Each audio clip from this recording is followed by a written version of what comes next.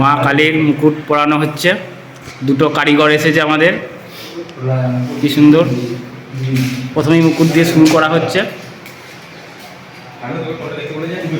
প্রথমেই দেখুন কত সুন্দর মুকুটটা। এখন মুকুটটা পরানো হচ্ছে। পুরো ডাকটা সাজানোর পর কেমন ডাক সাজানো হয়েছে একটু কমেন্ট করে জানাবেন। মা কালীর মুকুট প্রথমেই দেখানো হয়েছিল, সেটাকে কমপ্লিট করার পর এরপরে সাইড সিনের ডাকটা সাজানো হচ্ছে একটার পর একটা। আমি দেখানোর চেষ্টা করছি। এখন হয়তো অতটা দেখতে ভালো লাগবে না, কেন পুরো কমপ্লিট না করলে কোনো জিনিসই দেখতে ভালো লাগে না। তো এখন কীভাবে সাজানো হচ্ছে তার প্রসেসটা দেখাচ্ছি আমি। আর এদিক থেকে আরেকজন আটা লাগাতে ব্যস্ত। এখন আটা লাগাচ্ছে। সেই আটা লাগানোর পর মুকুট তো লাগিয়ে দেওয়া হয়েছে প্রথমেই। এবার এটা বডিতে লাগানো হবে যে সমস্ত ডাকগুলো আছে। তারপরে ফুল কমপ্লিট হওয়ার পর আপনাদেরকে দেখাবো। এখন খাপছাড়া দেখাচ্ছি। দেখুন এই পোর্শনে আবার একটা ডাক লাগানো হয়েছে সুন্দর।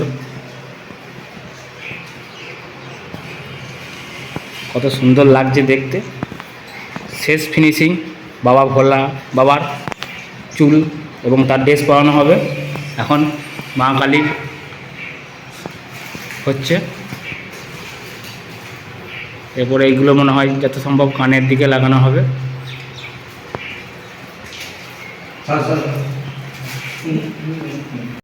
মা কালীর ডাক সাজানো মোটামুটি অনেকটাই কমপ্লিটের মুখে চলে এসেছে। এই যে আমাদের দুটো ডাক সাজানো ম্যানকে নিয়ে আসা হয়েছে, দুজনকে। কোত্থেকে নিয়ে এসেছেন আপনারা কমেন্টে জানাবেন।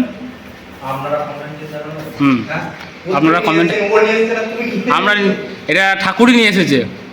ঠাকুরকে জিজ্ঞাসা করবেন কোত্থেকে নিয়ে আসা হয়েছে। এরপরে মা কালীর চুল লাগানো হচ্ছে সামনে থেকে।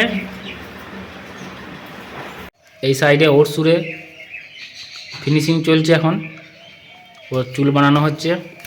আর এই সাইডে এখন আমাদের মহাদেব শিব, তার চুল বানানো চলছে, জট বানানো চলছে গোল গোল ভাবে।